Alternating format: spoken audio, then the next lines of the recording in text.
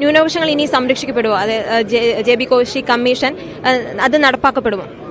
JB Koshy commission ഒരു വശത്ത്, രണ്ട്, ഇന്ത്യ എന്നുള്ള മഹാരാജ്യത്തിന്റെ നിർമ്മിതിക്ക് വേണ്ടി വലിയ സംഭാവന ചെയ്ത ന്യൂനപക്ഷങ്ങൾക്ക് അന്തസ്സോടെ അവകാശങ്ങൾ സംരക്ഷിച്ച് ജീവിക്കാനുള്ള അവരുടെ ഭരണഘടനാപരമായിട്ടുള്ള ആ അധികാരം, ഇതെല്ലാം ഉറപ്പുവരുത്തേണ്ട ഒരു കാലഘട്ടമാണിത്.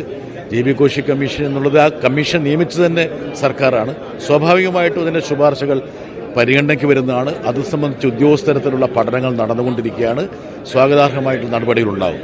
രണ്ട്, ഇന്ത്യയിൽ ന്യൂനപക്ഷങ്ങൾക്കെതിരെ നടക്കുന്ന ഒരു വേട്ടയിൽ ഏറ്റവും കൂടുതൽ ശക്തിയായി പ്രതിഷേധിക്കുന്ന ഒരു ജനപ്രതിനിധിയാണ് ഞാൻ.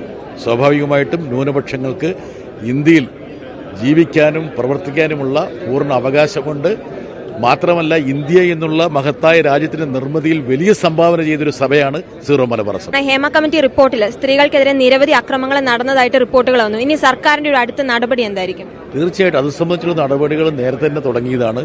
ഇനിയും ഈ സിനിമാ മേഖലയുമായി ബന്ധപ്പെട്ട എല്ലാ വ്യക്തികളുമായിട്ട് സംസാരിച്ച് അനന്തര നടപടികൾ ഗൗരവത്തോടെ കൈക്കൊള്ളുന്നതാണ്. നിയമ നടപടികൾ ഇതിന്റെ ഭാഗമായിട്ടുണ്ടാകുമോ? തീർച്ചയായിട്ടും ഉണ്ടാവും. എന്നാ കാരണം ഇപ്പോൾ ഇത് ഹൈക്കോടതിയുടെ പരിഗണനയിരിക്കുന്ന ഒരു വിഷയമായതുകൊണ്ട് എനിക്ക് അതിനപ്പുറത്ത് പ്രതികരിക്കാൻ പറ്റില്ല. സ്വാഭാവികമായിട്ടും അത് സംബന്ധിച്ചുള്ള നടപടികളുണ്ട്.